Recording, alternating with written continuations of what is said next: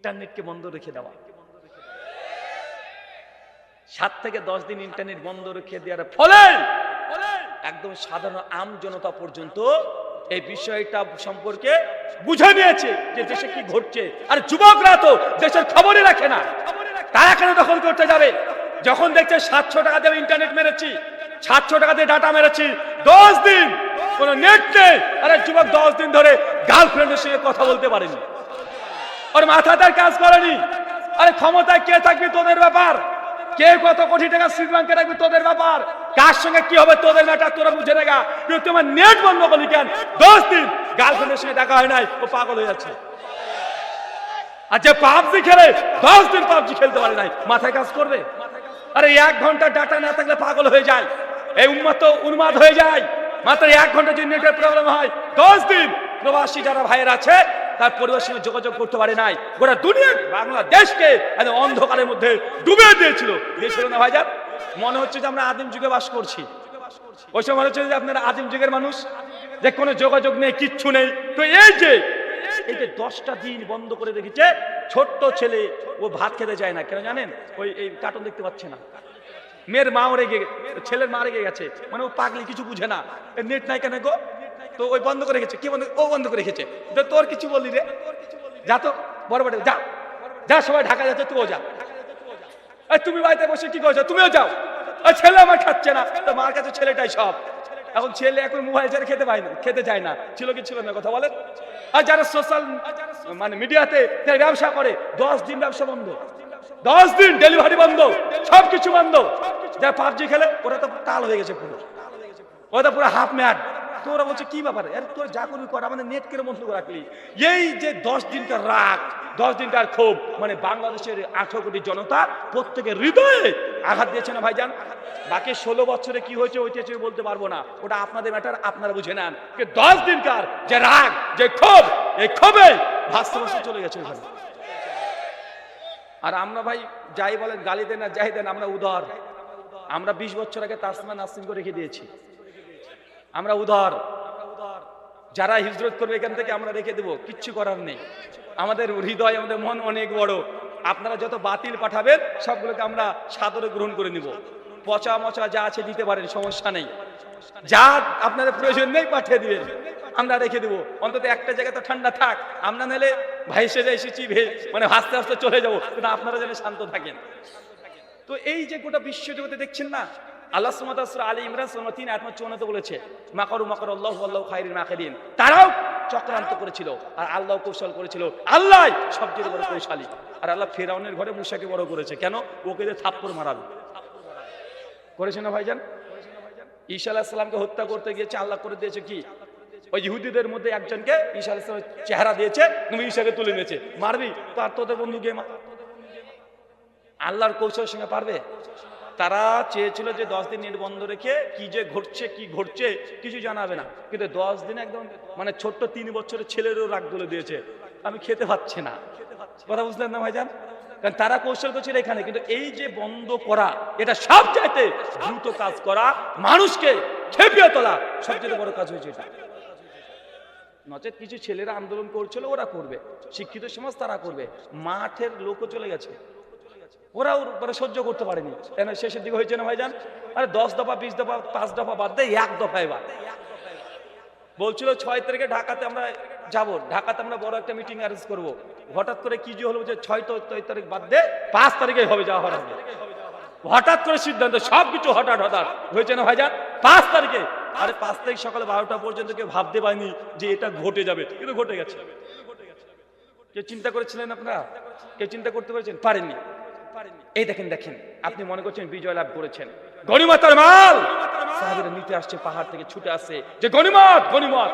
বাংলাদেশের মানুষ দেখেন পালিয়ে যাওয়ার পরে আপনারা গনিমত মনে করে কি কি তুলেছিলেন, কি কি নিয়েছিলেন? দেখেন, গিয়েছিলেন না আপনারা? আরে ভিতরের বাইরে সবকিছু নিয়েছেন আপনারা, বুঝতে পারেন না মনে হয়? আর সাহাবীরা সেই সময় একদম পাহাড় থেকে নামছে, গনিমত গনিমত করে চিৎকার মারছে যে গনিমত ভাগ হয়ে গেল, আমাদের ভাগে কিছু নেই। বাংলাদেশের মুসলমানরা মাছও নিয়েছে, ভেতরে বাইরে কি নিয়েছেন এগুলো বলছি না, মানে কি যে নেন না আপনারা, সব নিয়েছেন। কি যে বাদ দিয়েছেন আপনারা, কিছু বাদ দেন নাই, সব দিয়েছেন। সাহাবীরা পাহাড় থেকে নেমেছিল, গনিমত গনিমত করে চিৎকার মারছে আর নিচে নামছে। খালিদ বিন ওলীদ দূর থেকে দেখছে, আরে উপর তো ফাঁকা, মিটিং করছে যে মুসলমানদের উপর আবার আক্রমণ করব। বাকি কাফেররা বলছে, আরে আক্রমণ করব মানে, আরে আমরা তো হেরে গেছি। খালিদ বিন ওলীদ যেমন তেমন যোদ্ধা না, সমস্যা বলছে দেখো দেখো পাহাড়ের দিকে তাকিয়ে দেখো, মুসলমান আর একটাও না, তারা গনিমত নিয়ে ব্যস্ত। নিঃসন্দেহে তারা পেছনকার রাস্তাকে পরিত্যাগ করে দিয়ে গনিমত নিতে নিতে নিতে নিতে একদম সামনের গেটে চলে গেছে। শোনো, আমরা আবার উল্টো দিক থেকে, পেছন দিক থেকে মুসলিমের উপর আক্রমণ করবো। আবার তারা প্রস্তুতি কয়েক ঘন্টায়, আবার যুদ্ধের সজ্জায় সজ্জিত, উট আর ঘোড়া নিয়ে একদম দ্রুত গতিতে ছুটে এসে প্রস্তুতি নিয়ে মুসলমান আনন্দিত উল্লাসিত উল্টো দিক থেকে এসে মুসলিম জাতির উপরে কয়েক ঘন্টায় এমন আক্রমণ করেছে যে 70 জন মুসলমান ওইখানে শহীদ হয়ে গেছে। 70 জন পেছন থেকে আক্রমণ, যেমন মুসলমানরা গনিমত নিয়ে আনন্দিত হয়েছে, উল্লাসিত হয়েছে। আসসালামু আলাইকুম ওয়া রাহমাতুল্লাহি ওয়া বারাকাতুহু।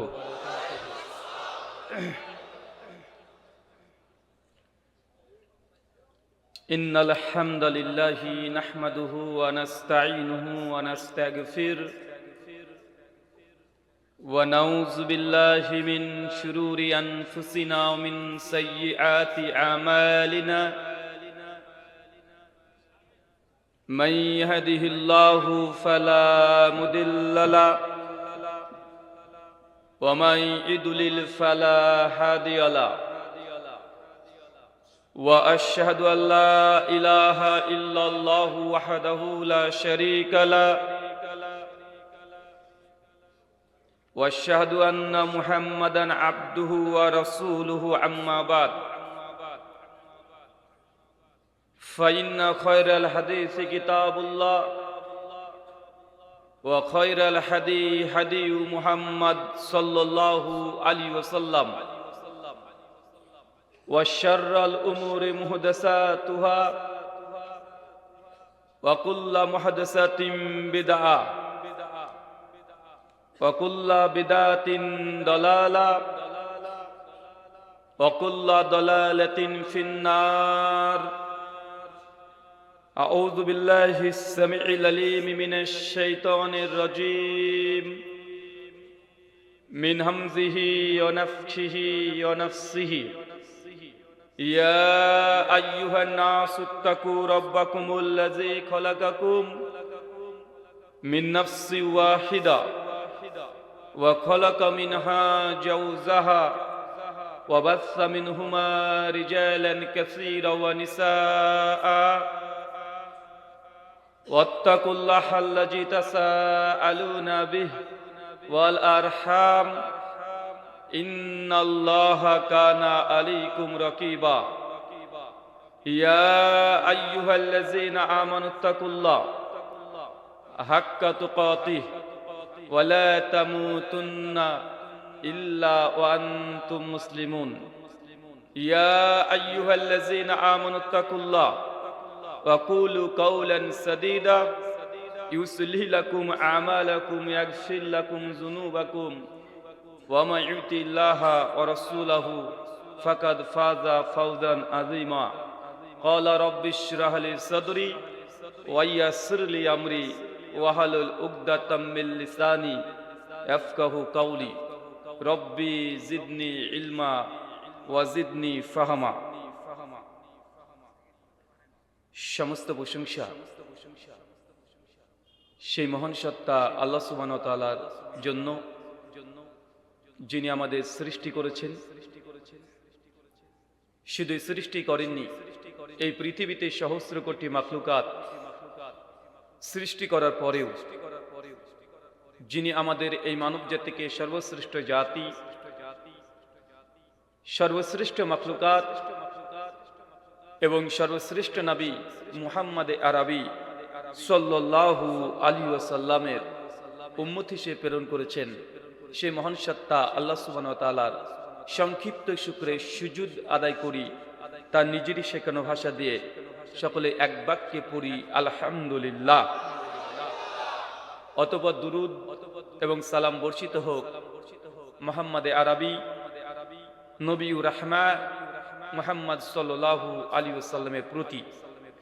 সম্মানিত সুধী, বাদ মাগরিব থেকে বিভিন্ন আলোচক তারা পবিত্র কোরআনুল কারীম এবং হাদিসে মুবারাকার আলোকেই অনেক গুরুত্বপূর্ণ আলোচনা আপনাদের সামনে পেশ করেছেন।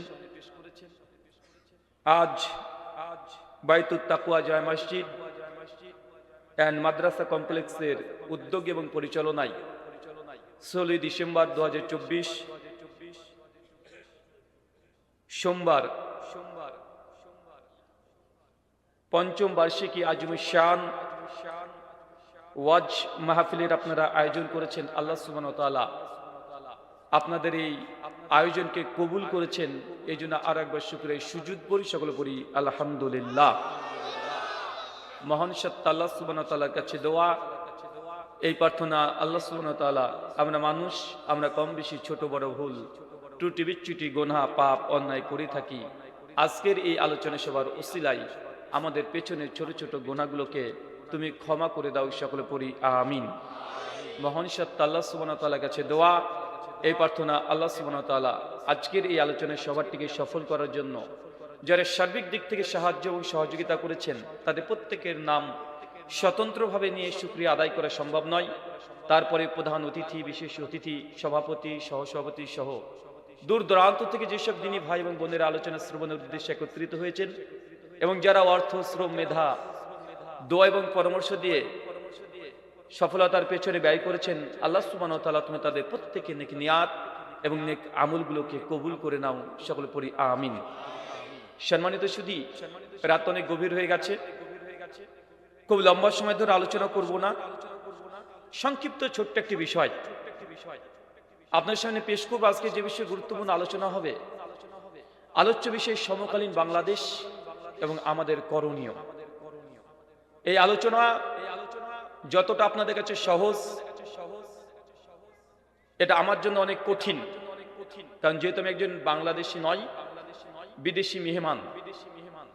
আমার এক একটা কথা আপনাদের কাছে কল্যাণকর মনে হবে, কিন্তু আমার এক একটা কথার জন্য আমাকে অনেক কিছু পরবর্তী সময়তে ভোগ করতে হতে পারে।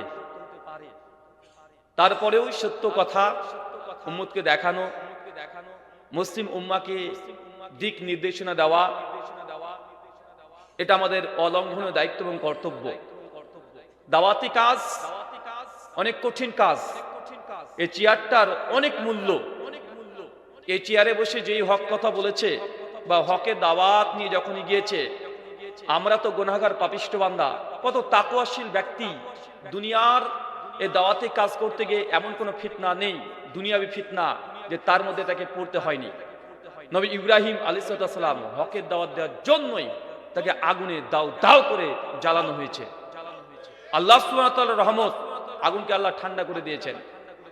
নবী ইউসুফ আলাইহিস সালাম দীর্ঘদিন ধরে কারাগারে ছিল না ভাইজান? কারাগারে ছিল। এই প্ল্যাটফর্মে যারা আসবে দাওয়াতি কার্যক্রম করতে, তাদের জন্য যদি মনে করে যে না উম্মাকে কিছু দেখাতে চাই, উম্মাকে নিয়ে চিন্তা করে, ভাবনা করে, তাহলে এই জায়গাটা অনেক কঠিন, অনেক কঠিন। প্রত্যেক নবী রাসূলকে ভোগ করতে হয়েছে।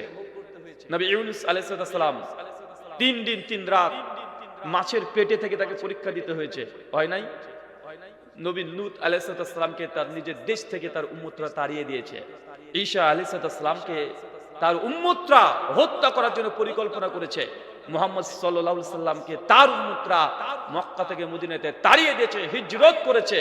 আল্লাহ নবী আলাইহিস সালামের জীবনে কমপক্ষে 25টা যুদ্ধ, জিহাদ এলো করেছে। কেন? খুব কঠিন জায়গা, এটা অনেক কঠিন জায়গা। তাই আজকে যে কথাগুলো বলবো, এই কথাগুলো আপনারা কতটা গুরুত্বের সঙ্গে নেবেন আমার জানা নেই, তবে এই এক একটা কথা পরিণতি খুব খারাপ হতে পারে, আপনার নয়, যিনি বলবেন তার। কথা বুঝতে পারলেন না ভাইজান? যিনি বলবেন তার। চলেন, আলোচ্য বিষয় সমকালীন বাংলাদেশ, আমাদের করণীয়। বাংলাদেশে যতটুকু আমি চিনি এবং জানি, আমার মনে হয় যে আপনারা আজকে যতজন মানুষ এখানে প্রেজেন্ট আছেন, উপস্থিত আছেন, আপনাদের চাইতে হলেও একটু হলেও আমি বাংলাদেশ সম্পর্কে বেশি জানি। কারণ আপনারা এই গোটা বাংলাদেশের 64টা জেলা 524খানা থানা, আমার মনে হয় না যে কেউ 10টা জেলা আপনারা ভ্রমণ করেছেন, কিন্তু আমি তার চেয়ে বেশি করেছি কি করি নাই? টেকনাফ থেকে তেতুলিয়া পর্যন্ত সব জায়গায় কোনায় কোনায় যাওয়া হয়েছে। প্রায় 500-700 প্রোগ্রাম 2017 থেকে বাংলাদেশে করা হয়েছে। আপনি বাংলাদেশের মানুষকে যতটা না চেনেন, যতটা না জানেন, যতটা মানুষের সঙ্গে আপনি ফ্রিলি চলাফেরা করেছেন, তার চেয়ে তো একজনের সঙ্গে বেশি হলেও আমি তাদের সঙ্গে চলাচল করেছি। তাই আমি আপনাদেরকে কাছ থেকে চিনি, খুবই কাছ থেকে চিনি। বর্তমান বাংলাদেশের যে প্রেক্ষাপট, আমরা প্রত্যেকে আলোচনা করছি এবং আমরা বিজয়ের যে উৎসব সেটা পালন করছি। মন থেকে, অন্তর থেকে, হৃদয় থেকে আমরা খুশি। আমরা মনে করছি আমরা স্বাধীন হয়ে গেছি, দেশকে স্বাধীন অর্জন করে ফেলেছি। বিজয়, উল্লাস, কত কি আনন্দ, মনে করছেন সবকিছু করে ফেলেছেন। তবে আমার দৃষ্টিতে এখনো কিছুই হয়নি, এখনো অনেক কিছু বাকি আছে। যেটা দেখতে পাচ্ছেন না সেটা আপনাকে দেখাতে চাই, যেটা ভাবছেন সেটা যে ভুল, এটা আপনাকে বোঝানোর জন্যই আজকে আমি এখানে বসেছি। আল্লাহ সুবহানাহু ওয়া তাআলা আমাকে সেই কথাগুলো আপনাদের সামনে পরিষ্কার পরিচ্ছন্নভাবে হৃদয় পর্যন্ত যেন কথা যায়, সেই তৌফিক দান করে সকলে বলি আমিন। আমি যখন আলোচনাতে বসি তখন টেনশন, চিন্তাতে পড়ে যায় যে উম্মাদকে নতুন কি শিক্ষা দেব, আজকে যে আপনাদের কাছে এসেছে কি শেখাবো। আর এটাই টেনশন পড়ি যে আপনারা কোনটা জানেন না, যে আপনারা নতুন করে জানাবো। এই যতগুলো শ্রোতা আছে আমার মনে হয় যে তারা প্রত্যেকে ইসলামের এমন কোনো বিধিবিধান, ফরজ, ওয়াজিব, সুন্নাত, নফল, এমন একটা বিধান নেই যে আপনারা জানেন না। কোনটা জানেন না? সব জানেন আপনারা। দীর্ঘদিন ধরে আলোচনা চলছে, একই আলোচনা বারবার, কতদিন ভালো লাগে বলেন তো? এই ঘুরে ফিরে এক, সুদ, ঘুষ, জেনা, ব্যভিচার, আর কতদিন একই কথা। আমার পূর্বে বক্তা বলছেন, তার পূর্বের বক্তা বলেছেন, জুমার খুতবাতে বলা হয়েছে, আবার এখন এসে আপনাকে এই কথাগুলো বলতে হবে। আর কতদিন? মানে আপনারা জানেন না এমন কোন ইসলামের শরীয়ত নেই। আমার দৃষ্টিগতে সবকিছু জানেন, সমস্যা আপনি মানেন না। কে জানেন না? কেউ যদি সালাতকে পরিত্যাগ করে দেয় সে কাফের হয়ে যায়। এই হাদিস আপনাদের জানা আছে না? মান তারাকা সালাতা মুতাআম্মাদান ফাকাদ গাফারা। যে ব্যক্তি ইচ্ছাকৃত নামাজকে ত্যাগ করে দেয় সে কাফের। সহিহ মুসলিম 253 নম্বর হাদিস, সবাই আছে, সবাই জানেন এই হাদিস। আরে মুসলমান তো জানে, হিন্দুরাও জানে যে সালাত পরিত্যাগ করলে, নামাজ না পড়লে সে মুসলিমই না। সবাই জানে না? তারপর যদি ফজর যে 20 জন মানুষ না হয়, আমরা কি করতে পারি?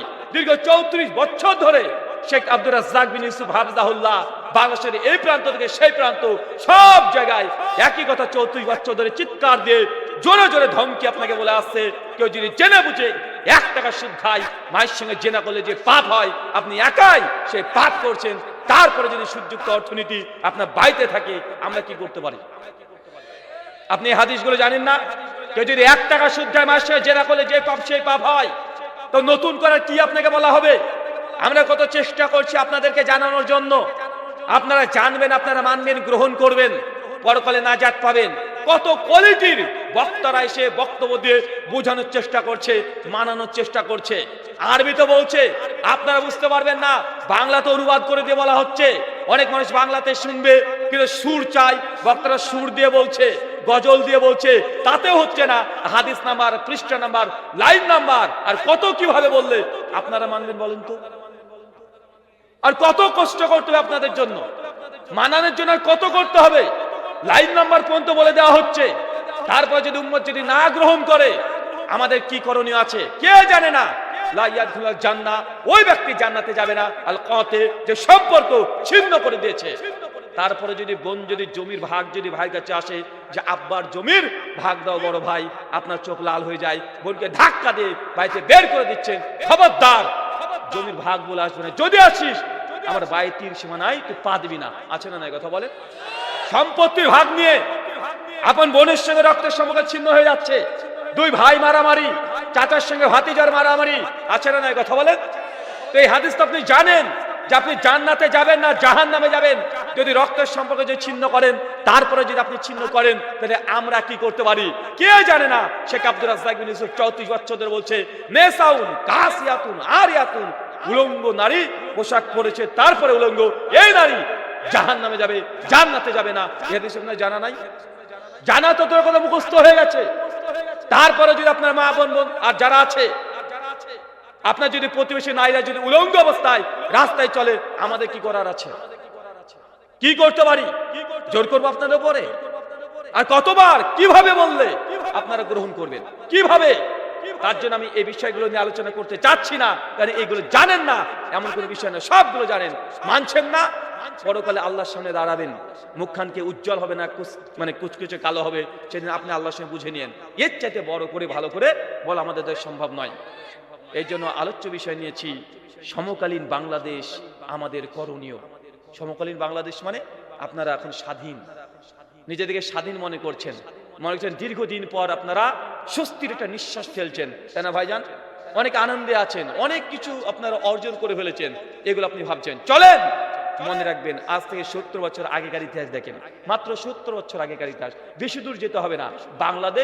বাংলাদেশ ছিল না, ছিল পাকিস্তান, ছিল আফগানিস্তান, কাশ্মীর, নেপাল, ভুটান, এগুলো কিছু ছিল না। কি ছিল? ভারতবর্ষ, ইন্ডিয়া, গোটাটাই ভারতবর্ষ। 150 বছর আগের ইতিহাস চলে যান, গোটা ভারতবর্ষ মুসলিমরা 800 বছর শাসন করেছে। কত বছর? একটা দুইটা বছর নয়, 100-200 বছর নয়, 800 বছর মুসলমানদের শাসন করেছে। অনেক দিনী ভাইরা বলে যে আহলে হাদিস, এরা দিন কায়েমের কথা বলে না, এরা রাষ্ট্রে যে ইসলাম থাকবে এ কথা বলে না, দিন যে কায়েম করতে হবে এ কথা বলে না। আমি একটু উল্টো করে বুঝি, কি জানেন?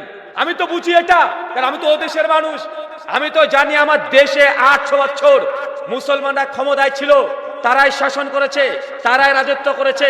মাত্র 150 বছর আগে চলে যান, আমাদের বাপ দাদা তারাই ভারতবর্ষের রাজা ছিল, তারাই বাদশা ছিল, কিন্তু আমাদের অর্জিত দিন ইসলাম ছিল, ভারতবর্ষের ক্ষমতায় রাষ্ট্রে ছিল আমাদের অর্জিত দিন, কেন কাফের মুশরিকদের হাতে গেল? কথা বুঝতে পারলেন না মনে হয়? আরে দেশটা তো আমাদেরই ছিল। গোটা মুঘল সাম্রাজ্যের ইতিহাস, যত সালতানাত ছিল, সমস্ত ইতিহাস দেখেন। 800 বছর মোহাম্মদ বিন কাসেম প্রথম যখন ভারতে আসে 96 হিজরিতে, মানে আল্লাহ নবীর সাহাবীদের জামানাতে চলে এসেছে ইসলাম ভারতবর্ষে। আমাদের ভারতবর্ষের দক্ষিণ ভারত, কেরলাতে সাহাবীদের 34 খান কবর আছে এখনো। তবে সাহাবীদের কবর ভারতে আছে, মানে আল্লাহ রাসূলের জীবদ্দশাতে সাহাবীরা ইসলাম নিয়ে ভারতবর্ষে চলে এসেছে। বাংলাদেশ তখন ভারতেরই অন্তর্ভুক্ত ছিল। তো এই দীর্ঘ 800 বছর ভারতের একদম কুতুব মিনার থেকে শুরু করে একদম তাজমহল পর্যন্ত সবগুলো মুসলমানদের সম্পত্তি আজও বিদ্যমান আছে। তারপর আপনাকে বলছি, 800 বছর ক্ষমতা থাকার পরেও কেন আমাদের ক্ষমতা কাফের মুশরিক তাদের হাতে গিয়েছে? এই পয়েন্ট যতক্ষণ বের করতে না পারবেন, ততক্ষণ গোলামিত্ব জীবন পালন করতে হবে, ততদিন গোলাম হিসেবে থাকতে হবে। একটা দুইটা বছর নয়, 800 বছর আল্লাহ কাফেরদেরকে ক্ষমতা দিয়ে দিয়েছে। তারপরে কোন ত্রুটি, কোন ভুল ছিল আমাদের? মনে রাখবেন, ডাক্তার বা মেডিকেল পুরো সিস্টেমটা চলে কিভাবে জানেন? যখন আপনি ডাক্তারের কাছে যাবেন, ডাক্তার প্রথম চেক করে যে রোগীর, যে এই ব্যক্তির এই অসুস্থতা হয়েছে, কেন হয়েছে, আগে কারণ বের করে। কি বের করে বলেন তো? সমস্যা কি, সমস্যাটা আগে বের করে। যতক্ষণ সমস্যা বের করতে না পারছে, ডক্টর যদি তার গোটা মেডিকেলে যত ঔষধ আছে সবগুলো খাইয়ে দেয়, রোগী ভালো হবে? আপনার পেটে ব্যথা, এখন যদি হার্ট সার্জারি করে পেট ব্যথা ভালো হবে? তাহলে কি করতে হবে? আগে সমস্যা বের করতে হবে। আমরা দীর্ঘ 800 বছর ভারতে রাজত্ব করেছি, ভারতবর্ষে ক্ষমতায় ছিলাম। আমাদের ক্ষমতা কেন কাফের মুশরিকদের হাতে গিয়েছে? কোন কারণে, কোন ভুলের কারণে? এই ভুলটাকে বের করতে হবে। যতক্ষণ বের না করবেন ততক্ষণ ইসলামী বিপ্লব ঘটানো সম্ভব নয়। একইভাবে দেখেন স্পেন দেশ, কোন দেশ? স্পেন। মুসলমান কতদিন ছিল ক্ষমতায়? এখানে 800 বছর, এখানে 800 বছর। আজকে বাংলাদেশের স্পেনে ভিসা লাগাতে যান, এমবেসিতে যাবেন, যে স্পেনে ভিসা নেব, মুখে যদি দাড়ি থাকে আর নামে পূর্বে যদি মোহাম্মদ থাকে, লাথি মেরে আপনাকে বের করে দিবে। অথচ 800 বছর এখানে ক্ষমতায় ছিলেন। কত বছর? 800 বছর। দেখেন ফিলিস্তিনের বাইতুল মুকাদ্দাস আজকের দিনে কত সুন্দর চমৎকার করে, কোনো ভয়হীন, ভয় নেই, আনন্দে খুশিতে বাংলাদেশের মানুষ আপনারা কি করছেন? আজকে ওয়াজ শুনছেন, খাওয়া দাওয়া করেছেন, স্ত্রীদেরকে নিয়ে এখানে এসে ওয়াজ শুনছেন, কোনো ভয় নেই, কোনো ভীতি নেই, আনন্দ উৎফুল্ল ফুরফুরে মেজাজ। কিন্তু 1 বছর 2 মাস ধরে এখন মধ্যে মুসলিমদের নির্যাতন চলছে ফিলিস্তিনে, এখনো চলছে। মাত্র 5 দিন আগে 500 রকেট হামলা আবার নতুন ভাবে করা হয়েছে, খবরগুলো পাচ্ছেন না? মুসলমান আমরা তো এক দেহ, একটা দেহ। যদি ফিলিস্তিনে যদি একটা মুসলিম যদি হত্যা হয়, তাকে যদি হত্যা করা হয়, আপনি বাংলাদেশে যদি নিজেকে মুসলিম দাবি করেন, আপনার ব্যথা দিয়ে উঠবে, এটা হচ্ছে মুসলিম। 1 বছর 2 মাস নিরন্তর ভাবে হত্যা চলছে, রাহাজানি চলছে, আমাদের কোনো চেতনাই নেই। ফিলিস্তিনে বাইতুল মুকাদ্দাস ইহুদিদের দখল, ভারতের বাবরি মসজিদ মুশরিকদের দখল, জ্ঞানবাপী মসজিদ 5 দিন আগে আবার দখল করে নিয়েছে। কয়েক হাজার মসজিদকে তারা ঘোষণা করে দিয়েছে মন্দির করে দিবে। চলছে কাজ, চলছে না ভাইজান? চলছে। অথচ দেশগুলো আমরাই শাসন করেছি, আমরাই ক্ষমতায় ছিলাম। কেন?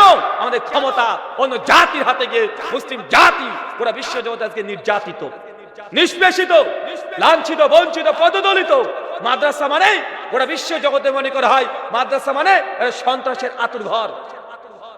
মুখে দাঁড়িয়ে আছে এটা মোহাম্মদ সাল্লাল্লাহু সুন্নাত না, এটা লাদেনের সুন্নাত বলা হচ্ছে না। মাওলানা মানে মূর্খ, কোরআন মানে জঙ্গির বই, ইসলাম মানে সন্ত্রাসের ধর্ম, এগুলো প্রচার করা হচ্ছে না। গোটা বিশ্ব জগতে মুসলিম জাতি আজকে নির্যাতিত, নিষ্পেষিত, লাঞ্ছিত, বঞ্চিত, পদদলিত। কারণ বের করতে হবে। আল্লাহ সুবহানাহু ওয়া তাআলা আমাদেরকে তুমি বুঝা তৌফিক দান করে, সকলে পড়ি আমিন। অনেকগুলো কারণ আছে, অনেক কারণ আছে, বেশি কারণের কথা বলবো না। একটা কারণ যেটা আল্লাহ সুবহানাহু ওয়া তাআলা কোরআনে ডাইরেক্ট বলেছে, যে কারণটা কেউ আলোচনা করতে চায় না, কেউ আলোচনা করে না। কেন যে করে না বুঝি না, কিন্তু একটা কারণ আল্লাহ কোরআনে ডাইরেক্ট বলে দিয়েছে, ডিরেক্ট। চলেন সূরা নূর খোলেন, সূরা নম্বর 24 আয়াত নম্বর 63 শেষ অংশে আল্লাহ কোরআনে বলছে, দেখেন কেন মুসলিম জাতি পুরো বিশ্ব জগতে আজকে ফিতনায় জর্জরিত। আল্লাহ কারণ বলছে, আমার কারণ বলার দরকার নেই, ডিরেক্ট কারণ বলছে। আল্লাহ বলছেন, আল্লাযীনা ইউখালিফুনা আন আমরিহি আন তুসিবাহুম ফিতনা আন ইউসিবাহুম আযাবুন আলীম। হে নবী মুহাম্মদ সাল্লাল্লাহু আলাইহি ওয়াসাল্লাম, যারাই দুনিয়াতে আপনার বিরুদ্ধে আচরণ করবে, তাকে দুনিয়াতে আমি আল্লাহ ফিতনা দিয়ে জর্জরিত করে দেব। কথা বুঝতে পারলেন না মনে হয়? কে বলছে বলেন তো? ডাইরেক্ট কারণ আল্লাহ বলছে। হে নবী, এই গোটা বিশ্ব জগতে নামধারী যারা মুসলমান আছে, যারা দাবি করছে আমরা মুসলমান, তারপর আপনার বিরুদ্ধে আচরণ করছে, আল্লাযীনা ইউখালিফুনা মানে আপনার খিলাফ যাবে, আপনি যে আদেশ করবে তার উল্টো দিকে যাবে। আপনার আদর্শকে যারা মানবে না, যারা পরিত্যাগ করে দিবে, আপনার আদর্শকে ত্যাগ করে দিয়ে অন্য কারো আদর্শকে গ্রহণ করবে, নেতা মেনে নেবে, আমি আল্লাহ সে জাতিকে ফিতনা দিয়ে জর্জরিত করে দেব। এটা ডাইরেক্ট আল্লাহ কারণ বলেছে। নবীর আদর্শকে ত্যাগ করবেন, অন্য কাউকে নেতা মেনে নেবেন, ডাইরেক্ট আল্লাহ বলছেন তুসিবাহুম ফিতনা, আমি তোমাকে ফিতনা দিয়ে জর্জরিত করে দিব, এবং মৃত্যুর পরে তোমার জন্য ভয়ঙ্কর আযাব আছে। ডাইরেক্ট আযাবের কথা বলছে আল্লাহ। আপনি পূর্বের নবীদের ইতিহাস দেখেন, যে জাতি তার নবীর আদেশকে লঙ্ঘন করেছে, আল্লাহ সেই জাতিকে ধ্বংস করে ছেড়ে দিয়েছে। লূত আলাইহিস সালামের কওমকে আল্লাহ উল্টে দেয়নি, একদম দিয়েছে না? যত জাতি ছিল, আদ জাতি, সামুদ জাতি, ফেরাউন, এত বড় সমুদ্রের মধ্যে আল্লাহ তলে দিয়েছেন না? আদ জাতিকে ধ্বংস করেছে না? সামুদ জাতিকে ধ্বংস করেছে না? কেন? নবীরা আদর্শের দিকে ডেকেছে, নবীদের ডাকে সাড়া দেয় নাই। নবীরা যেদিকে ডেকেছে উল্টো দিকে গিয়েছে। আল্লাহ আমাদেরকেও বলছে, হে নবীকে উদ্দেশ্য করে, হে নবী, আপনার যারা বিরুদ্ধে আচরণ করবে, আপনি মানুষকে যে পথে ডাকবেন তার উল্টো পথে যদি যায়, আমি আল্লাহ সেই জাতিকে ফিতনা দিয়ে জর্জরিত করে দেব। আজ গোটা বিশ্বে মুসলিম জাতি ফিতনায় আছে না? গোটা বিশ্ব জগতে যারা ধর্মের জন্য মার খায় তারা মুসলমান। কখনো ইহুদিকে দেখেছেন ধর্মের জন্য মার খাচ্ছে? কোন খ্রিস্টানকে দেখেছেন ধর্মের জন্য মার খায়? কোন মুশরিককে দেখেছেন ধর্মের জন্য মার খায়? কোনদিন দেখেছেন যে সোশ্যাল মিডিয়াতে দেখছেন যে বাইবেলকে কে হিসু করে দিয়েছে, গীতার উপরে কে প্রস্তাব করে দিয়েছে, একটা গ্রন্থ করে এই কাজগুলো করা হয়? গ্রন্থের নাম কি? আল কোরআন। কেন? তার সবাই হচ্ছে শত্রু, গোটা কুফফার, তারা একটা দেহের মতো সবাই মিলে ইসলামের বিরুদ্ধে তারা করে। এখন আমরা এখানে বসে আছি। আল্লাহ সুবহানাহু ওয়া তাআলা তুমি আমাদের বোঝার তৌফিক দান করো, সকলে পড়ি আমিন। আপনি এই আয়াতটা কত যে গুরুত্ব আপনি বুঝতে পারেননি। এই আয়াতের পর এর শানে নজুল একটা হাদিস বলে আপনাকে। চলেন সহিহ বুখারী কিতাবুল জিহাদ হাদিস না 3039 উহুদের যুদ্ধ অধ্যায়। কোন যুদ্ধ অধ্যায়? উহুদের যুদ্ধ। ইসলামের ইতিহাসে যত যুদ্ধ হয়েছে তার মধ্যে সবচেয়ে ভয়ঙ্কর যুদ্ধ, মর্মান্তিক যুদ্ধ। এই যুদ্ধের মতো ইসলামের ইতিহাসে এত ভয়ঙ্কর যুদ্ধ হয় নাই। কেন জানেন? এই যুদ্ধে মুসলমানরা হেরে গেছে। বদরে 313 জন সাহাবী, কাফেররা হাজার হাজার, তারপরে মুসলমানরা জিতে গেছে। কিন্তু উহুদের যুদ্ধ এমন যুদ্ধ, মুসলমানরা হেরে গেছে। এই যুদ্ধে আল্লাহ নবী দাঁত মোবারক শহীদ হয়ে গেছে। এই যুদ্ধে আল্লাহ নবীর পায়ে 4খানা তীর লেগেছে। এই যুদ্ধে আমির হামজা শহীদ হয়েছে। এই যুদ্ধে সাইদ বিন মুসাইব শহীদ। এই যুদ্ধে জাবের বিন আব্দুল্লাহ পিতা শহীদ। 70 জন সাহাবী সব শহীদ হয়েছে এই যুদ্ধে। তাই হেরে যাওয়া ইতিহাস বারবার পড়তে হবে। জিতে যাওয়া ইতিহাস যেটা আপনি নিজে সবসময় পড়তে থাকেন, আপনি যদি সবসময় জেতার নেশায় যদি আগে থেকে দেখেন যে পূর্বপুরুষ সব জিতে গেছে, তাহলে আপনি নিজে একজন ভীত কাপুরুষ হয়ে যাবেন। কিন্তু আপনাকে হেরে যাওয়া ইতিহাস পড়তে হবে। হেরে যাওয়া যত ইতিহাস পড়বেন দেখবেন আমাদের পূর্বপুরুষরা কোন ভুলটা করেছে, কোন ভুলের কারণে এই পরাজয় হয়েছে, তাহলে আপনি নিজেই সচেতন হয়ে যাবেন। আল্লাহ নবী এই জন্যই বলেছেন যে মুমিন একই গর্তে 2 বার পা দেয় না। আপনাকে দেখতে হবে উহুদের যুদ্ধে মুসলমানদের কোন ভুল ছিল, কোন ত্রুটি ছিল যে মুসলমানরা হেরে গেছে। যেমন আমরা 800 বছর ক্ষমতা থাকার পরেও কোন ভুলের কারণে আল্লাহ ক্ষমতা ছিনিয়ে কোন জাতিকে দিয়েছে, এটা আপনাকে বের করতে হবে। উহুদের যুদ্ধের মধ্যে আছে। চলেন একদিকে বাংলাদেশের প্রেক্ষাপট দেখেন। 5ই আগস্টের পর থেকে কথা বুঝতে পারছেন? 5ই আগস্টের পর থেকে মাইন্ডটাকে সেট করে নেন। আর উহুদের যুদ্ধের এই হাদিস যেটা আপনাকে বলবো, দুটো ডান দিকে আর বাম দিকে রেখে দেখেন তো বাংলাদেশের প্রেক্ষাপটের সঙ্গে সহিহ বুখারী 3039 নম্বর হাদিস হুবহু যাচ্ছে কি যাচ্ছে না? আল্লাহ নবী উহুদের যুদ্ধের কয়েকদিন আগে স্বপ্নে দেখছেন যে আল্লাহ নবীর সাহাবীরা একদম উহুদের প্রান্তে রক্তাক্ত অবস্থায় পড়ে আছে। নবীজির সঙ্গে ঘুম থেকে উঠে তিনি আতঙ্কিত যে আমার সাহাবীরা উহুদের প্রান্তে পড়ে আছে বিচ্ছিন্ন ভাবে। নবী বুঝতে পারছেন যে উহুদের যুদ্ধে বদনের ক্ষতি হতে যাচ্ছে। কারণ নবীদের স্বপ্ন এটা ওহী কি ওহী নয়? ওহী না? ওহী। নবীরা যে স্বপ্ন দেখে এটা ওহী। আল্লাহ নবী যখন দেখে তিনি আতঙ্কিত হয়ে গেছেন যে সাহাবীরা এই যুদ্ধে অনেকে শহীদ হয়ে যাবে, দুনিয়া থেকে চলে যাবে। আল্লাহ নবী সাহাবীদের সঙ্গে পরামর্শ করছেন যে এই যুদ্ধে দেখতে পাচ্ছি বদনের ক্ষতি হবে, তারপরেও তারা উহুদের যুদ্ধে যাবে, তোমরা বলো। সাহাবীরা সকলের জজবা দেখো, ইয়া রাসূলুল্লাহ, আল্লাহ জিহাদ যখন ফরজ করেছে নিঃসন্দেহে আমরা যাব, যা হবে হবে, আমরা যাব জিহাদে, আপনি রেডি করেন, প্রস্তুতি নেন। আল্লাহ নবী তাদের প্রস্তুতি দেখে সঙ্গে সঙ্গে সাহাবীদেরকে নিয়ে একটা মিটিং করলেন যে দেখো উহুদের ময়দান, যারা আপনারা গিয়েছেন উহুদের যেখানে পর্বতটা দেখবেন, পাহাড়টা দেখবেন যে উহুদের পর্বতের একদিক দিয়ে ঢোকা যায় আর একদিক দিয়ে বের হতে হয়। তৃতীয় কোনো গেট নেই, মানে এক পেছন দিয়ে ঢুকে সামনে দিয়ে বের হতে হবে, মাত্র 2টোই গেট। আল্লাহ নবী সাহাবীদেরকে নিয়ে পরামর্শ করছেন যে কিভাবে উহুদের এই গোটা মাঠটাকে সজ্জিত করবেন। অনেক পরিকল্পনা, রণকৌশল চেঞ্জ করছে। কিছুদিন পরেই আল্লাহ নবী সাহাবীদেরকে নিয়ে উহুদের মাঠে ঢুকে দিয়ে দেখছেন যে হ্যাঁ, পাহাড়টা এমন ভাবে আছে যে একদিক দিয়ে ঢুকতে পারবে, একদিক দিয়ে বের হতে পারবে, তৃতীয় কোনো রাস্তাই নেই। মানে একবার যদি ঢুকে যায় যে কেউ একজন হয় জিতে যাবে অথবা হেরে যাবে। মানে একবার যদি পেছন থেকে আক্রমণ করে মানে পালানোর কোনো জায়গা নেই। আল্লাহ নবী তখন করলেন কি, ইন্টেলেকচুয়াল কঠিন তুই ব্রেন দিয়ে সমস্ত সাহাবীদেরকে সাজাচ্ছে যে কোথায় কাকে দেবে, কোন পজিশনে কে থাকবে, কিভাবে এই যুদ্ধে হতাহতের পরিমাণ কমানো যায়। আল্লাহ নবীর সঙ্গে সঙ্গে আব্দুল্লাহ বিন জুবাইর আনসারী রাদিয়াল্লাহু তাআলা বিখ্যাত সাহাবীদের মধ্যে সবচাইতে বেশি তীর নিক্ষেপ করতে ভালো পারতো। মানে তার তীর কোনোদিন লক্ষ্যভ্রষ্ট হয় নাই, মানে তীর যাকে নিশানা করেছে তাকে লেগেছে। এত বড় একজন সাহাবী আব্দুল্লাহ বিন জুবাইর, আল্লাহ নবী তাকে নিলেন যে শোনো দিকে আসো তুমি, আর তার সঙ্গে 50 জন সাহাবীকে দিয়ে দিলেন। কতজন চাচা? 50 জন। আল্লাহ নবী বললেন যে তোমরা এই পাহাড়ের একদম চূড়ার উপরে উঠে পড়বে, 50 জন একসঙ্গে, আর 50 জন গোল করে থাকবে, চতুর্দিক থেকে তীর নিয়ে দাঁড়িয়ে থাকবে।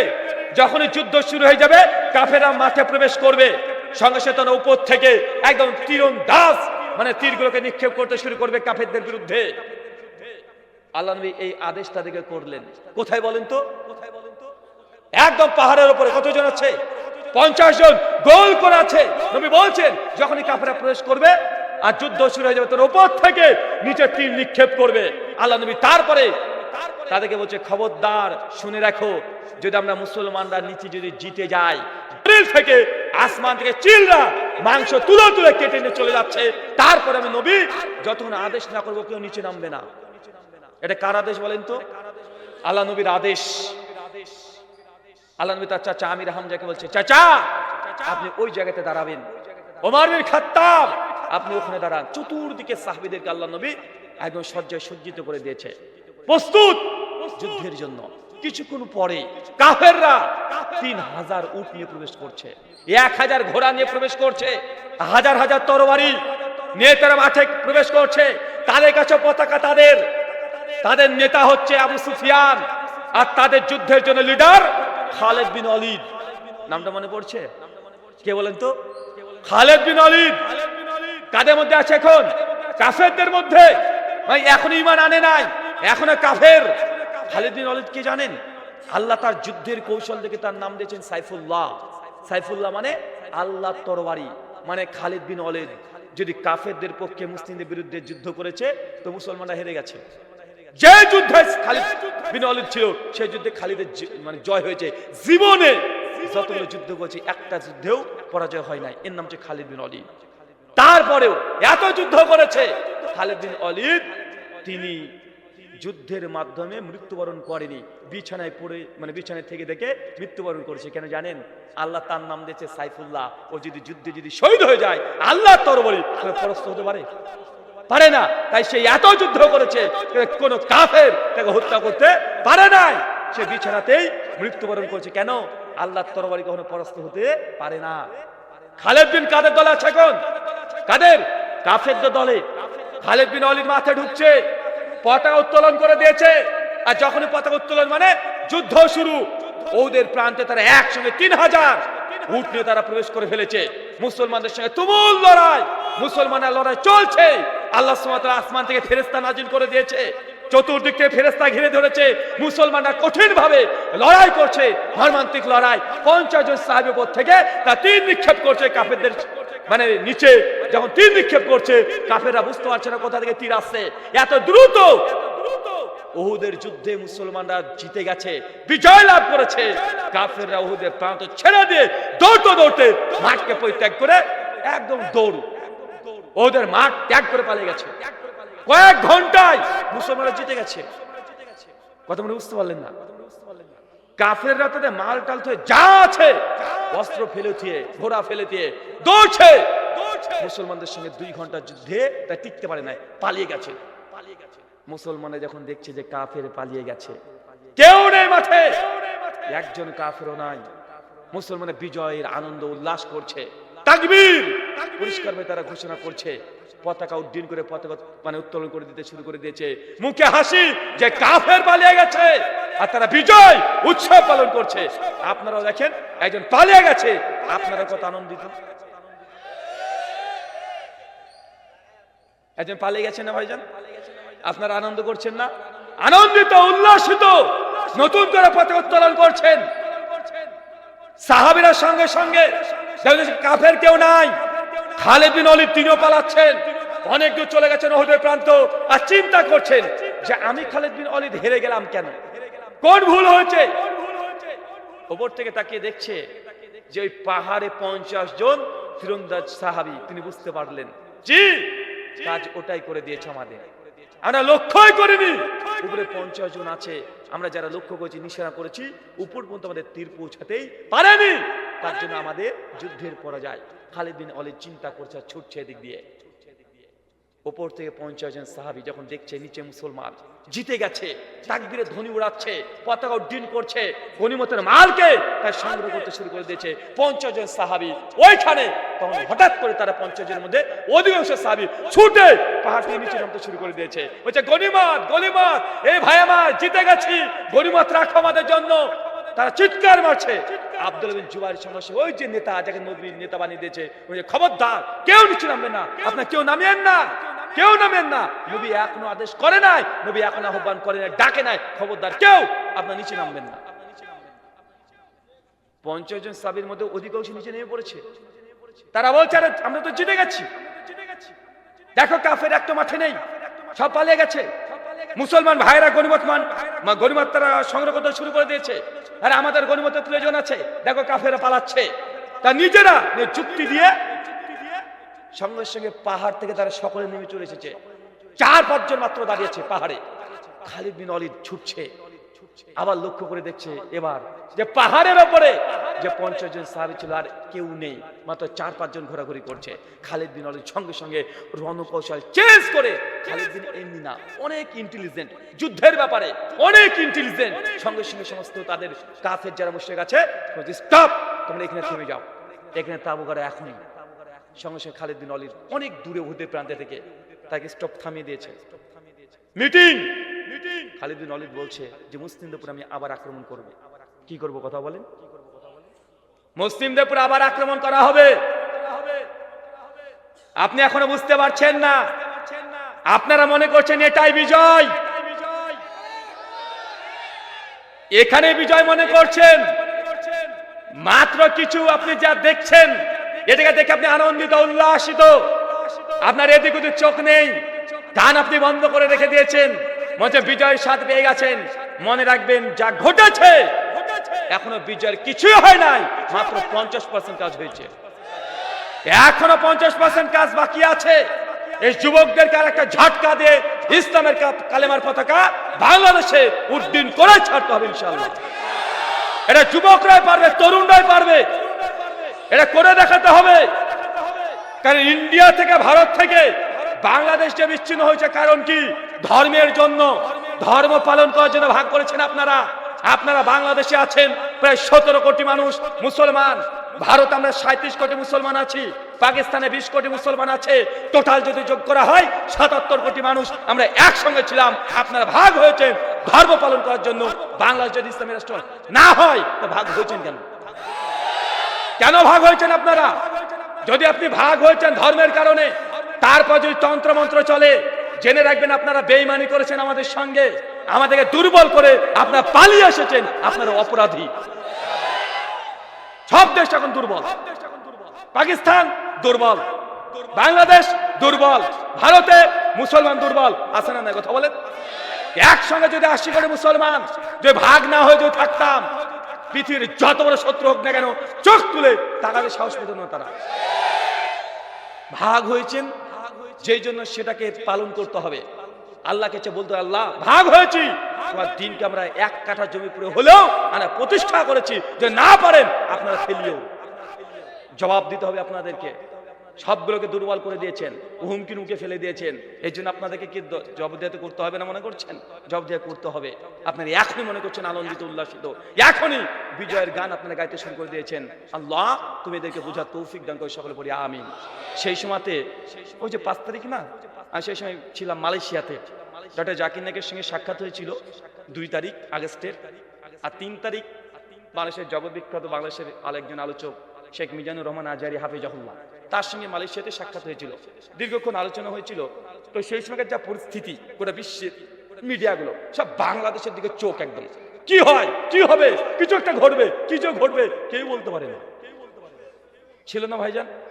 সব ধুক ধুক করছে, কি হবে, কি হবে, ছেলেরা কি করছে।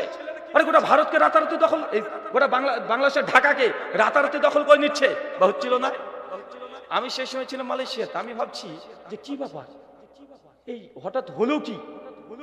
স্কুলের ছেলেরা বই খাতা নিয়ে যারা রাস্তা রাস্তা ঘুরে বেড়ায়, আরে যারা রাজনীতি বুঝে না, ধর্ম বুঝে না, অর্থনীতি বুঝে না, যারা শুধু বুঝে যে গার্লফ্রেন্ডকে কিভাবে পটাতে হবে, যারা সারাদিন পাবজি নিয়ে ব্যস্ত থাকে, যারা ফ্রি ফায়ার খেলতে খেলতে গুহের উপরে পা উঠে গেল বুঝতে পারে না, এইসব যুবকরা, তরুণরা হঠাৎ করে কি হয়ে গেল যে রংপুরকে দখল করে নিচ্ছে, গোটা শোলে রক্ত, তাজা রক্ত তা দিয়ে দিচ্ছে, একদম ঢাকাকে দখল করে নিচ্ছে।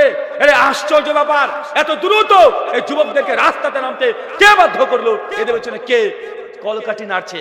কেরা, কে বা কারা এদের পেছনে আছে? কারা শক্তি যোগান দিচ্ছে? আমি তো দেখছি যে কোনো হুজুরা তো নাই, সব তো হুজুরা লুকিয়েছিল, হুজুরা লুকিয়েছিল না?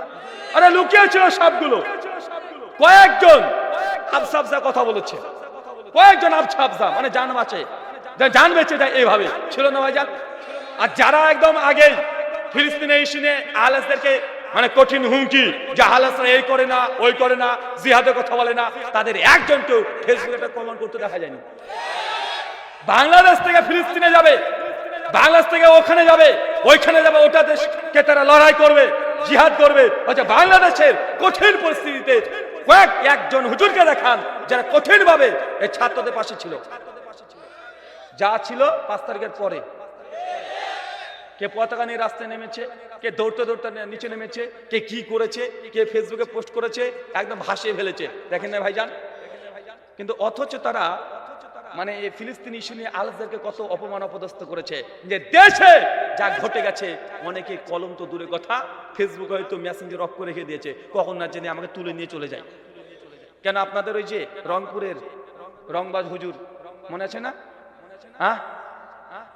হ্যাঁ, ও খুব উল্টাপাল্টা বলছিল না? সেই সময় তো আমি খুব ভালো মনে আছে, আপনি চলে যান 5 আগস্টের আগে চলে যান, পোস্টগুলো ভালো করে লক্ষ্য করে দেখবেন। ওইখানে কে যেন বলেছে যে তাকে নাকি পুলিশ নাকি গুম করে নিয়ে চলে গেছে, 3 দিন ধরে গুম করে নিয়ে চলে গেছে, গুম খুঁজে পাওয়া যাচ্ছে না। সবাই তখন দোয়া খায়ের করছে যে হুজুরকে তুলে নিয়ে চলে গেছে। হ্যাঁ, হুজুরকে নিতে পারে, হুজুর অনেক বড় জিহাদের কথা বলে, কি বলে যুদ্ধ করে ওরা ভারতকে দখল করে নেবে এমন একটা ভাব। তো পরে দেখছি যে উনি ফেসবুকে পোস্ট দিয়েছেন যে আমি সুরক্ষিত আছি, আমার কোনো কিছু হয় নাই, আমি দীর্ঘদিন ধরে মানে আরবি নিয়ে একটু গবেষণা নিয়ে ব্যস্ত আছি, ওরা বাংলাদেশ যাচ্ছে মানে আর ও পড়াশোনা নিয়ে ব্যস্ত আছে, বলছে আমি তালিম নিতে ব্যস্ত আছি। ও তালিম নিচ্ছে এখন, কি বলেন তো, ও তালিম নিচ্ছে, ওরা বাংলাদেশ এখন এই রসাতলে যাচ্ছে, আর সেই সময় তালিম নিচ্ছে। চিন্তা করেছেন এরা নাকি বড় বড় মাতব্বার, এরাই বড় মাতব্বার। তা আমি চিন্তা করছি কারা এদের পেছনে ইন্ধন দিচ্ছে। এই যুবক তরুণরা রাস্তায় কেন নামলো, কে আছে পেছনে? আরে হুজুরা তো নাই, কোন রাজনৈতিক সংগঠন, কোন রাজনৈতিক দলের লোক নাই, তার একাই নামছে কেন? অনেক কারণ পেয়েছি, আর ছোট্ট কারণ বলি যেটা অনেক বড় কাজ করেছে। অনেকগুলো কারণের মধ্যে একটা কারণ কি জানেন? উনার একটা ভুল ছিল সিদ্ধান্ত, কি জানেন? ওই যে 7 থেকে 10 দিন ইন্টারনেটকে বন্ধ রেখে দেওয়া।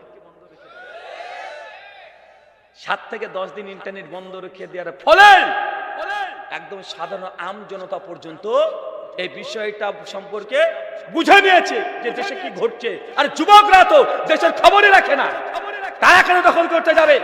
যখন দেখছে 700 টাকা দিয়ে ইন্টারনেট মেরেছি, 700 টাকা দিয়ে ডাটা মেরেছি, 10 দিন কোনো নেট নেই, আরে যুবক 10 দিন ধরে গার্লফ্রেন্ডের সঙ্গে কথা বলতে পারেনি, ওর মাথা তার কাজ করেনি।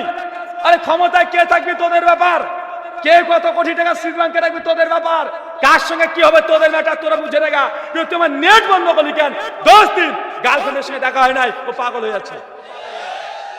আর যে পাবজি খেলে 10 দিন পাবজি খেলতে পারে নাই, মাথায় কাজ করবে? আরে 1 ঘন্টা ডাটা না থাকলে পাগল হয়ে যায়, এই উন্মাদ হয়ে যায়। মাত্র 1 ঘন্টা যদি নেটের প্রবলেম হয়, 10 দিন প্রবাসী যারা ভাইয়ের আছে তার পরিবারের সঙ্গে যোগাযোগ করতে পারে নাই। গোটা দুনিয়া বাংলাদেশকে অন্ধকারের মধ্যে ডুবে দিয়েছিল না ভাইজান? মনে হচ্ছে যে আমরা আদিম যুগে বাস করছি। ওই সময় মনে হচ্ছে যে আপনারা আদিম যুগের মানুষ, যে কোনো যোগাযোগ নেই, কিচ্ছু নেই। তো এই যে 10টা দিন বন্ধ করে রেখেছে, ছোট্ট ছেলে ও ভাত খেতে চায় না, কেন জানেন? ওই এই কার্টুন দেখতে পাচ্ছে না, মেয়ের মা রেগে, ছেলের মা রেগে গেছে, মানে ও পাগলি, কিছু বুঝে না, নেট নাই কেন গো, তো ওই বন্ধ করে রেখেছে। কি বন্ধ? ও বন্ধ করে রেখেছে। তো তোর কিছু বললি রে, যা তো বড় বড় যা যা, সবাই ঢাকা যাচ্ছে, তুইও যা। তুমি বাড়িতে বসে কি করছো? তুমিও যাও। ছেলে আমার খাচ্ছে না, তো মার কাছে ছেলেটাই সব। এখন ছেলে এখন মোবাইল ছাড়া খেতে চায় না, ছিল কি ছিল না কথা বলেন? আর যারা সোশ্যাল মানে মিডিয়াতে যারা ব্যবসা করে, 10 দিন ব্যবসা বন্ধ, 10 দিন ডেলিভারি বন্ধ, সবকিছু বন্ধ। যারা পাবজি খেলে ওরা তো তাল হয়ে গেছে পুরো, ওরা তো পুরো হাফ ম্যাট। তো ওরা বলছে কি ব্যাপার, তোর যা করবি কর, আমাদের নেট কেন বন্ধ করে রাখলি? এই যে 10 দিনকার রাগ, 10 দিনকার ক্ষোভ, মানে বাংলাদেশের 18 কোটি জনতা প্রত্যেকের হৃদয়ে আঘাত দিয়েছে না ভাইজান? বাকি 16 বছরে কি হয়েছে ওইটা বলতে পারবো না, ওটা আপনাদের ম্যাটার, আপনারা বুঝে নেন। 10 দিনকার যে রাগ, যে ক্ষোভ, এই ক্ষোভে ভাসতে ভাসতে চলে গেছে ওখানে। আর আমরা ভাই যাই বলেন, গালি দেন আর যাই দেন, আমরা উদার। আমরা 20 বছর আগে তাসমান নাসরিন করে রেখে দিয়েছি, আমরা উদার। যারা হিজরত করবে এখান থেকে আমরা রেখে দেবো, কিচ্ছু করার নেই। আমাদের হৃদয়, আমাদের মন অনেক বড়। আপনারা যত বাতিল পাঠাবেন সবগুলোকে আমরা সাদরে গ্রহণ করে নিব। পচা মচা যা আছে দিতে পারেন, সমস্যা নেই। যা আপনাদের প্রয়োজন নেই পাঠিয়ে দিবেন, আমরা রেখে দেবো। অন্তত একটা জায়গায় তো ঠান্ডা থাক, আমরা নাহলে ভাই সেজে এসেছি মানে হাসতে হাসতে চলে যাবো, কিন্তু আপনারা যেন শান্ত থাকেন। তো এই যে গোটা বিশ্ব জগতে দেখছেন না, আল্লাহ সুবহানাহু ওয়া তাআলা সূরা আলী ইমরান সূরা 3 আয়াত 54 বলেছে, মাকারু মাকারাল্লাহু ওয়াল্লাহু খায়রুল মাকিরিন। তারাও চক্রান্ত করেছিল আর আল্লাহ কৌশল করেছিল, আল্লাহ সবচেয়ে বড় কৌশলী। আর আল্লাহ ফেরাউনের ঘরে মূসাকে বড় করেছে, কেন? ওকে যে থাপ্পড় মারাবে করেছে না ভাইজান? ঈসা আলাইহিস সালামকে হত্যা করতে গিয়েছে, আল্লাহ করে দিয়েছে কি, ওই ইহুদিদের মধ্যে একজনকে ঈসা আলাইহিস সালামের চেহারা দিয়েছে, তুমি ঈসাকে তুলে নিয়েছে, মারবি তো আর তোদের বন্ধু কে মা? আল্লাহর কৌশলের সঙ্গে পারবে? তারা চেয়েছিল যে 10 দিন নেট বন্ধ রেখে কি যে ঘটছে কিছু জানাবে না, কিন্তু 10 দিন একদম মানে ছোট্ট 3 বছরের ছেলেরও রাগ তুলে দিয়েছে, আমি খেতে পাচ্ছি না। কথা বুঝলেন না ভাইজান? কারণ তারা কৌশল করছিল এখানে, কিন্তু এই যে বন্ধ করা, এটা সব চাইতে দ্রুত কাজ করা, মানুষকে খেপিয়ে তোলা সবচেয়ে বড় কাজ হয়েছে এটা। নচেত কিছু ছেলেরা আন্দোলন করছিল, ওরা করবে, শিক্ষিত সমাজ তারা করবে, মাঠের লোকও চলে গেছে, ওরাও মানে সহ্য করতে পারেনি। কেন শেষের দিকে হয়েছে না ভাইজান? আরে 10 দফা 20 দফা 5 দফা বাদ দেয়, 1 দফা এবার বলছিল 6 তারিখে ঢাকাতে আমরা যাব, ঢাকাতে আমরা বড় একটা মিটিং অ্যারেঞ্জ করব। হঠাৎ করে কি যে হলো যে 6 তারিখ বাদ দে 5 তারিখে হবে, যাওয়া হবে। হঠাৎ করে সিদ্ধান্ত, সবকিছু হঠাৎ হয়েছে না ভাইজান? 5 তারিখে, আরে 5 তারিখ সকালে 12টা পর্যন্ত কেউ ভাবতে পারেনি যে এটা ঘটে যাবে, কিন্তু ঘটে গেছে। কেউ চিন্তা করেছিলেন আপনারা? কেউ চিন্তা করতে পেরেছেন? পারেননি।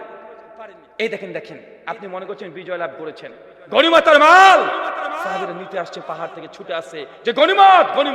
বাংলাদেশের মানুষ দেখেন পালিয়ে যাওয়ার পরে আপনারা গনিমত মনে করে কি তুলেছিলেন, কি নিয়েছিলেন? দেখেন, গিয়েছিলেন না আপনারা? আরে ভিতরে বাইরে সবকিছু নিয়েছেন আপনারা, বুঝতে পারেন না মনে হয়? আরে সাহাবীরা সেই সময় একদম পাহাড় থেকে নামছে, গনিমত করে চিৎকার মারছে যে গনিমত ভাগ হয়ে গেল, আমাদের ভাগে কিছু নেই। বাংলাদেশের মুসলমানরা মাছও নিয়েছে, ভেতরে বাইরে কি নিয়েছেন এগুলো বলছি না, মানে কি যে নেন না আপনারা, সব নিয়েছেন। কি যে বাদ দিয়েছেন আপনারা? কিছু বাদ দেন নাই, সব নিয়েছেন। সাহাবীরা পাহাড় থেকে নেমেছিল, গনিমত করে চিৎকার মারছে আর নিচে নামছে। খালিদ বিন ওলীদ দূর থেকে দেখছে, আরে উপর তো ফাঁকা, মিটিং করছে যে মুসলমানদের উপর আবার আক্রমণ করব। বাকি কাফেররা বলছে, আরে আক্রমণ করব মানে? আরে আমরা তো হেরে গেছি। খালিদ বিন ওলীদ যেমন তেমন যোদ্ধা না, সমস্যা হচ্ছে দেখো পাহাড়ের দিকে তাকিয়ে দেখো, মুসলমান আর একটাও না, তারা গনিমত নিয়ে ব্যস্ত। নিঃসন্দেহে তারা পেছনটা রাস্তাকে পরিত্যাগ করে দিয়ে গনিমত নিতে একদম সামনের গেটে চলে গেছে। শোনো, আমরা আবার উল্টো দিক থেকে, পেছন দিক থেকে মুসলিমের উপর আক্রমণ করবো। আবার তারা প্রস্তুতি কয়েক ঘন্টায়, আবার যুদ্ধের সজ্জায় সজ্জিত, উট আর ঘোড়া নিয়ে একদম দ্রুত গতিতে ছুটে এসে প্রস্তুতি নিয়ে মুসলমান আনন্দিত উল্লাসিত উল্টো দিক থেকে এসে মুসলিম জাতির উপরে কয়েক ঘন্টায় এমন আক্রমণ করেছে যে 70 জন মুসলমান ওইখানে শহীদ হয়ে গেছে। 70 জন পেছন থেকে আক্রমণ, যেমন মুসলমানরা গনিমত নিয়ে আনন্দিত হয়েছে, উল্লাসিত হয়েছে। কেন আপনাদের বাংলাদেশ নিয়ে পেছন দিক থেকে পরিকল্পনা চলছে না? সব কথা পরিষ্কার করে বলতে পারবো না, আমি বিদেশি, আপনাকে বুঝে নিতে হবে। পেছন দিক থেকে আক্রমণ চলছে না, পরিকল্পনা করা চলছে না। হঠাৎ করে ঢাকাতে 200 খানা গাড়ি ঢুকে যায়, কি ব্যাপার? ঢুকেছিল না কয়েক মাস আগে? আনসার বাহিনী হঠাৎ করে আক্রমণ শুরু করে দিচ্ছে, আন্দোলন করছে, দেখছেন না? হঠাৎ করে চিটাগাং থেকে কে জানে দাঁড় করে দিয়েছে, ভিকটিম কার্ড খেলছে সংখ্যালঘু, ভিকটিম কার্ড খেলা হচ্ছে না? এগুলো কিসের আলামত? জি, একবার যদি সুযোগ পায় বাংলাদেশের গোটা দেশটাকে তারা ধ্বংস করে দিতে পারে। সাবধান, সতর্ক থাকবেন। মুসলিম জাতি 70 জন সাহাবী এই যুদ্ধে শহীদ হয়েছে পেছন থেকে আক্রমণ। বিজয় লাভ করা এটা বড় বিষয় নয়, বিজয়কে ধরে রাখা এটা সবচাইতে বড় চ্যালেঞ্জ। বিজয় লাভ কত জাতি করেছে, কয়েকদিন পরে আবার তাদেরকে পরাজয়ের গ্লানি ভোগ করতে হয়েছে। তাই এখনই আনন্দের কিছু নেই, আগে যতটা আপনারা সতর্ক ছিলেন তার চাইতে 10 গুণ আরো বেশি সতর্ক থাকতে হবে। ফেসবুকে একটা কমেন্ট করতে হলে 10 বার চিন্তা করে কমেন্ট করবেন। তারা ইস্যু খুঁজছে, একটা কিছু পেলে ওটাকে জড়িয়ে দেশকে একদম আপনারা আবার অস্থিতিশীল পরিবেশ করে দিতে পারে। কথা বুঝতে পারলেন না মনে হয়? উহুদের যুদ্ধে 70 জন মুসলমান শহীদ। আল্লাহ নবীর যা পরিকল্পনা ছিল, যা পরিকল্পনা, অবাক হয়ে যাবেন। আল্লাহ নবী আলাইহিস সালাম দেখছেন যে 70 জন সাহাবীকে একের পর এক হত্যা করছে। হঠাৎ করে আক্রমণ, নবীও বুঝতে পারেনি, হঠাৎ করে পেছন দিক থেকে আক্রমণ। আমির হামজাকে একদম তীর নিক্ষেপ করে দিয়ে বল্লম ঢুকে দিয়ে নাভি বরাবর মেরে দিয়ে উল্টে ফেলে দিয়েছে। আল্লাহর সিংহ এই যুদ্ধে শহীদ হয়ে গেছে। একজন সাহাবী তাকে হত্যা করে দিয়েছে, ছটফট করছে। আল্লাহ নবী চিৎকার মেরেছে, ইয়া রাসূলুল্লাহ, ইয়া রাসূলুল্লাহ, আপনাকে দেখতে চাই। আল্লাহ নবী ছুটে চলেছেন তার কাছে। আল্লাহ নবী বসে পড়েছেন, নবীর কোলে মাথা দিয়ে সঙ্গে সঙ্গে নিঃশ্বাস ত্যাগ শেষ করে দিয়েছে, সঙ্গে সঙ্গে শহীদ। এই যুদ্ধে জাবের বিন আব্দুল্লাহর পিতা মারা গিয়েছে। আল্লাহ নবী বলছে, কে আছে আজকের এই দিনে আজকে আমাদেরকে রক্ষা করবে? কে আছে তাদের ভাইদেরকে রক্ষা করবে, ইসলামের কালেমা কেন ধরবে? সঙ্গে সঙ্গে সাইদ বিন মুসাইব চিৎকার দিয়ে বলছে, ইয়া রাসূলুল্লাহ, আমাকে দেন কালেমার পতাকা। আমি দেখছি উনি কালেমার পতাকা নিয়ে দৌড়তে দৌড়তে কাফেরদের মধ্যে প্রবেশ করেছে। কাফেররা ধরে তার হাতকে কেটে বাদ দিয়ে দিয়েছে।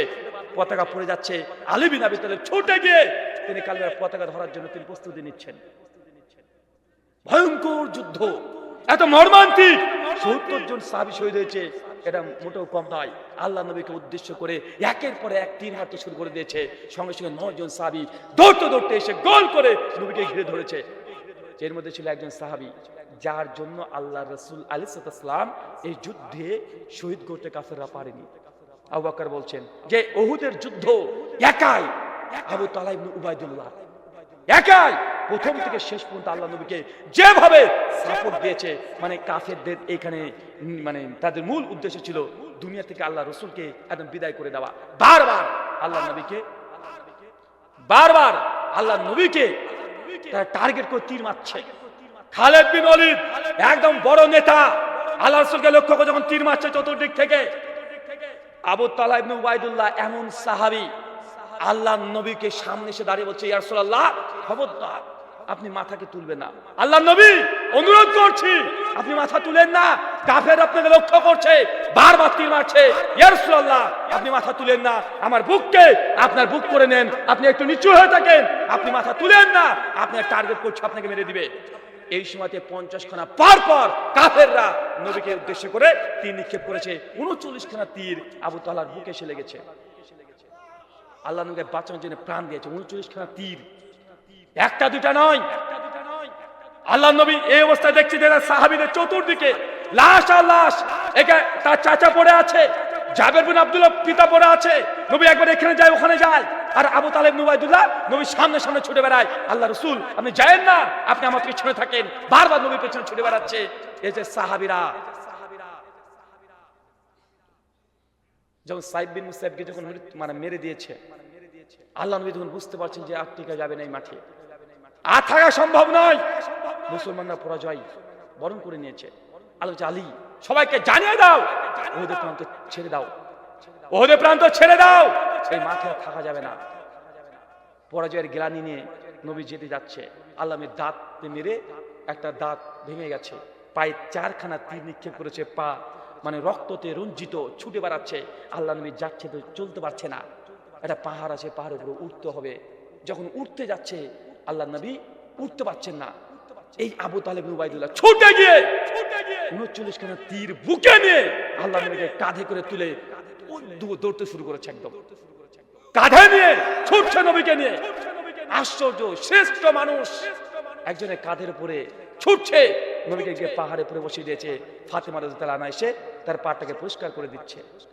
মানে এক একটা ঘটনা যদি আপনাকে বলি, উহুদের যুদ্ধের মর্মান্তিক যুদ্ধ। সবাই তাদের মানে পরিবারে খুঁজছে যে কে কে আছে, কে কে মারা গেছে, কে কে নাই, সব শনাক্ত করছে কে কে। গিয়ে দেখছে যে ন্যাংরা মানুষ পড়ে আছে, ন্যাংরা মানুষ পড়ে আছে। এখানে কেন? এটা কাফের, এটা মুসলমান না। উহুদের প্রান্তে কি করছে? একে কাফেরদের না আমাদের, কিন্তু আছে মুসলমানদের দিকে।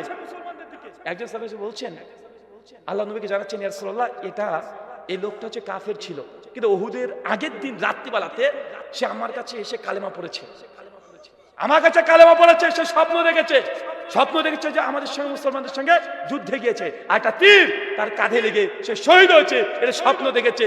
এই জন্য ছুটে এসে সে কালেমা পড়েছে। আমি তাকে সঙ্গে নিয়ে এসেছি। আমি বলেছিলাম যে আপনি ন্যাংরা, আপনি যায়েন না, যুদ্ধে আপনার জন্য না।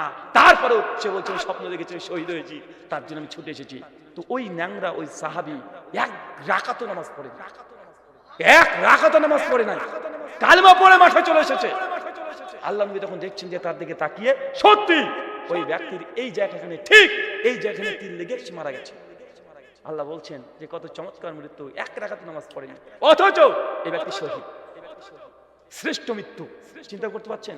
চতুর্দিকে এরকম ঘটনা দেখছি যে হানজালা রাদিয়াল্লাহু তাআলা নাই, সবার লাশ পাওয়া যাচ্ছে, হানজালার লাশ পাওয়া যাচ্ছে। হানজালা কি জানেন? গত রাত্রিতে বিবাহ করেছে, স্ত্রীর সঙ্গে সহবাস করেছে, উহুদের ডাকের আদেশ এসেছে। যখন শুনেছে যে আল্লাহ রাসূল ডাকছে উহুদের যুদ্ধের জন্য, হানজালা বাসরাত ত্যাগ করে স্ত্রীর সঙ্গে মানে ফিজিক্যালি গিয়েছে, ফরজ গোসলও সময় দেয় নাই, নবী ডেকেছে, দৌড়তে দৌড় চলে এসেছে উহুদের যুদ্ধে, শহীদ। সবাই সবাইকে পাচ্ছে, হানজালা নাই। আল্লাহ নবী বলছেন আমার হানজালা কোথায়, কোথায় আমার হানজালা? সবাই খুঁজে বেড়াচ্ছে যে হানজালা লাশ কোথায় গেল। হানজালাকে লড়াই করতে দেখেছি, অনেক লড়াই করেছে দেখেছি, হানজালা কই? একজন সবচেয়ে ওই দেখেন হানজালা লাশ মাটি থেকে শূন্য করে ভাসছে, টপ টপ করে পানি পড়ছে শরীর থেকে। আল্লাহ নবী তাকে বলছে যে সাহাবী আমার, হানজালাকে ফেরেশতারা এসে গোসল দেওয়াচ্ছে, ফেরেশতারা গোসল দেওয়াচ্ছে। পরে হানজালার স্ত্রী বর্ণনা করেছে অনেক পরে, সেই দিন না অনেক পরে হানজালাকে তার স্ত্রীকে যখন জিজ্ঞেস হয়েছিল যে কি ঘটেছিল, হানজালা রাদিয়াল্লাহু তাআলা স্ত্রী বলছে যে সেই দিন আমার সঙ্গে ফিজিক্যালে গিয়েছিল, শারীরিক সম্পর্ক করেছে, কিন্তু আমার স্বামী গোসলের সময় দেয় নাই, এই জন্য হয়তোবা আসমান থেকে ফেরেশতারা এসে তাকে গোসল দিয়ে দিয়েছে। এই যে চতুর্দিককার ঘটনা, এত ঘটনা, আপনাকে আমার ছোট্ট একটা প্রশ্ন বলেন তো ভাইজান, এই যে দোষ, জিতে যাওয়া বিজয়ের স্বাদ পাওয়ার পরেও মুসলমানরা ওদের যুদ্ধে হেরে গেছে, পালিয়ে গেছে, পরাজয়ের গ্লানি ভোগ করেছে, কারণ কি? জি, এক, নবীর আদেশকে লঙ্ঘন, দুই, আল্লাহ যাকে নেতা বানিয়ে দিয়েছে নেতার কথাকে উল্লঙ্ঘন করা, নেতা বলেছিল খবরদার কেউ যাবে না, তিন, নেতার কথা নবীর কথাকে না মেনে নিজের যুক্তি আর কিয়াসকে প্রাধান্য দেওয়া। ওই যে জিতে গেছি, সবাই গনিমত নিচ্ছে, উপরে থেকে করব কি, চলো গনিমত নিই, এটা কি? তার নিজের যুক্তি কিয়াস, কিন্তু নবী তো বলে দিয়েছে জিতে গেলেও আমি না ডাকলে আসবে না, তারপরে গিয়েছে। চার, দুনিয়ার প্রতি লালসা, গনিমতের লালসা। কথা বুঝতে পারলেন না ভাইজান? এই চারটে হচ্ছে মৌলিক কারণ। চারটে কি? চারটে হচ্ছে মৌলিক কারণ। দুনিয়ার লালসা যখন হৃদয়ে আছে, উম্মত তখনই ক্ষতিগ্রস্ত বেশি হবে। যখনই দুনিয়ার লালসা যখন চলে যাবে, যখনই মৃত্যু এই জিনিসটাকে হৃদয় থেকে ভয় আর আসবে না, তখন মুসলিম জাতি বিজয়ের পতাকা আবার উড্ডীন করতে পারবে, নচেত সম্ভব না। আল্লাহ কোরআনে বলছে ইন্নাল্লাহা লা ইউগাইয়িরু মা বিকওমিন হাত্তা ইউগাইয়িরু মা বিআনফুসিহিম। আল্লাহ সে জাতির যতক্ষণ পরিবর্তন করেন না, যতক্ষণ না তারা নিজেরা পরিবর্তন না হয়। আল্লাহর জন্য সবকিছু উন্মুক্ত যখন করে দিবেন, ঠিক সেই সময় ইনশাআল্লাহ মুসলিমদের বিজয়, পুরো বিশ্ব জগতে আবারও বিজয় ইনশাআল্লাহ হবে, হবে। সিরিয়া হলো না, সিরিয়া হয়েছে না, ইনশাআল্লাহ ফিলিস্তিন বিজয় হবে। মুসলিমদের যে দেশগুলো হারিয়ে গেছে, ইনশাআল্লাহ মুসলিমরা যদি জান মাল সব যদি আল্লাহর রাস্তায় দিয়ে দেয়, ইনশাআল্লাহ অচিরেই পুরো বিশ্বকে জয় করতে পারবে ইনশাআল্লাহ। তার মানে আপনাকে বোঝালাম, মুসলিম জাতি ধ্বংস বা অধপতন একদিকে বাংলাদেশের প্রেক্ষাপট রাখেন, একদিকে হাদিস রেখে দেন, দুটো মিল আছে না নাই? মিলেছে না ভাইজান? তাই আপনাকে সাবধান সতর্ক থাকতে হবে যে চারটে গুণ, চারটে দোষ যেন আপনার আবার করে না ফেলেন। এক, লোভ লালসা, এখনই ক্ষমতায় যেতে হবে, এখনই পাওয়ার নিতে হবে, এখনই প্রতিশোধ দিতে হবে, এখনই এই চাই ওই চাই, এরকম চিন্তা টেনশন বাদ দিতে হবে। নবীর আদেশকে লঙ্ঘন করা যাবে না, নবী যেগুলো বলেছে সেগুলোকে আইনে প্রতিষ্ঠা করতে হবে, নচেত আবার যদি আগেকার মতো যদি চলতে থাকে তো পরিবর্তন হয়ে লাভ কি? 10 বছর পর আপনি না আপনার ছেলে তখন বলবে আগের যা ছিল ওটাই ভালো ছিল। আল্লাহ সুবহানাহু ওয়া তাআলা এই কথা বোঝার তৌফিক দান করে, সকলে বলি আমিন।